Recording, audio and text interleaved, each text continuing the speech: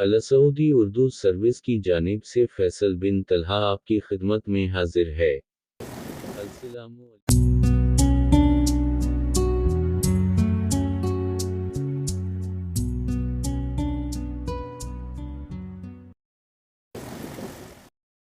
क्या हमारी किस्मत में यही लोग बचे हैं। इस खित्ते के अवाम को बस 2 बार अपने इजहार का हकीकी मौका मिला। पहली बार 1947 में, जब उनसे पूछा गया कि नया मुल्क चाहिए या नहीं। इन्होंने कहा क्यों?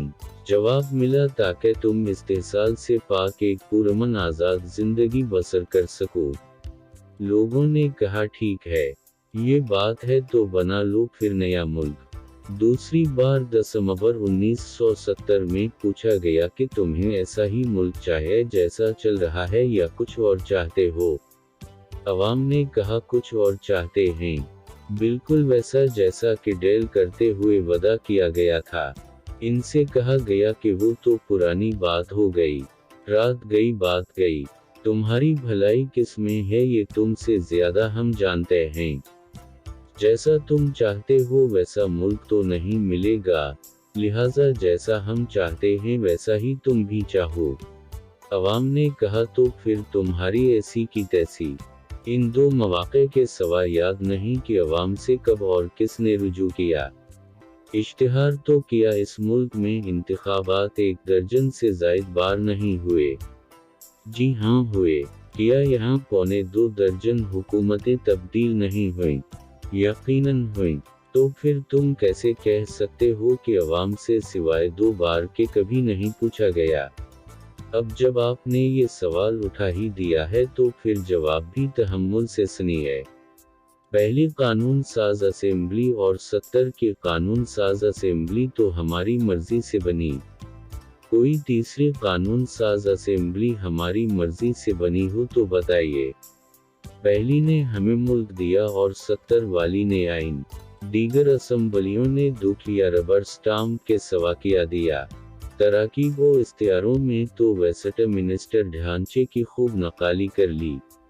ये अदलिया है तो ये ऐवान बाला व ज़ेरी है तो ये काबीना है और ये है आईनी दस्तावेज। मगर इस निज़ाम को चलाने के लिए जो जमहूरी रूह दरकार है वो कहाँ है? आप कहते हैं वोटर को ज़मीर की आवाज़ पर खुले ज़हन से सोच समझ के अपना नुमाइंदा चुनना चाहिए, लेकिन उसी ज़मीर की आवाज़ पर मुंतखब होने वाला नुमाइंदा अपना ज़मीर गुरूए रखने पर मजबूर है। हालांकि ये सब के सब सादिक और अमीन हैं, यानी अवाम जो वोट हकीकी जमहूरियत की आस में देते हैं वही वोट ऊपर जाकर एक गुलाम पार्लिमानी पार्टी की सूरत में पार्टी सरबराहों की आमरीयत में बदल जाता है। गोया किसी एक डिक्टेटर से बचने के चक्कर में पूरा निज़ाम 8-10 मुंतखब या नामज़द पार्लिमानी डिक्टेटर्स का गुलाम बन जाता है, और वो भी कानून की भरपूर पशत पनाही के साथ। और फिर इन 8-10 डिक्टेटर्स को परदुन के पीछे बैठा सुपर डिक्टेटर्स रिमोट कंट्रोल पर चलाता है।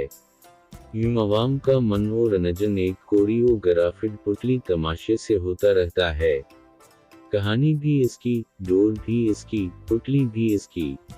सिंधी का मुहावरा है, वारदात भी जहान खान की और फैसला भी जहान खान का, और वो भी वसी तर कौमी मफाद के नाम पर।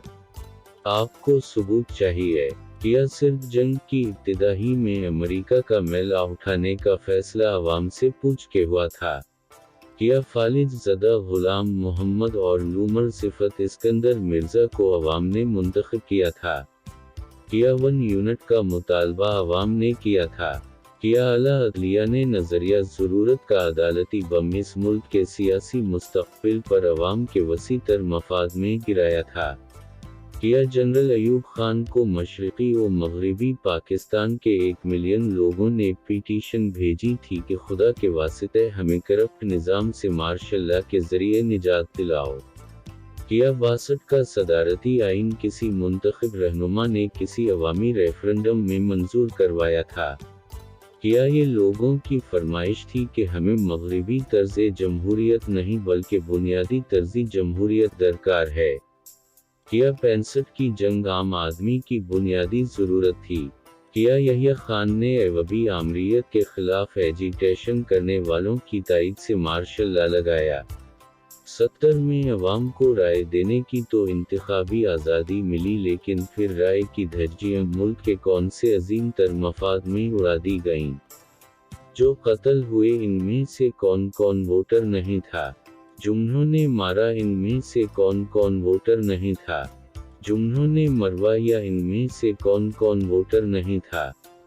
भुट्टो को फांसी अवाम के पुरजोर मुतालबे पर दी गई। अफगान खाना जंगी में अगर ज़िया अल हक ना कूदता तो क्या अवाम इसका तख्ता अलट देते?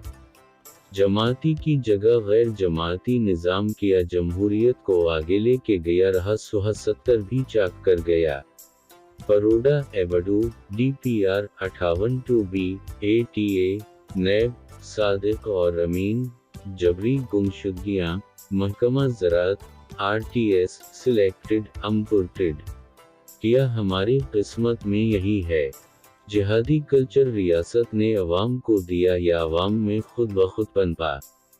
फ़िरका वारीद का वायरस किसी निसाबी लेबार्टरी में तैयार करके रगों में उतारा गया या पहले से ही हर पाकिस्तानी के DNA में था? कर्ज़े अवाम के नाम पर अवाम के लिए किसने लिए? इनमें से कितने अवाम पर और कितने अशराफी फैसलों और फसीलों की तमीर पर लगे? ये कर्ज़े कौन चुकाएगा?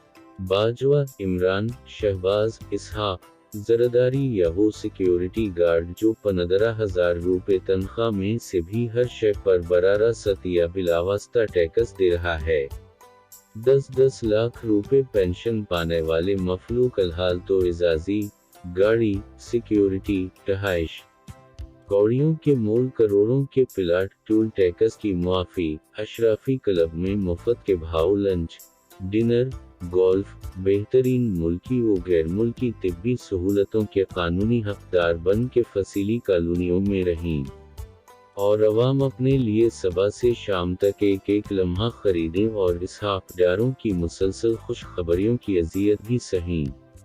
जमहूरियत, आमरीत, मुस्तकबिल गए भाड़ में।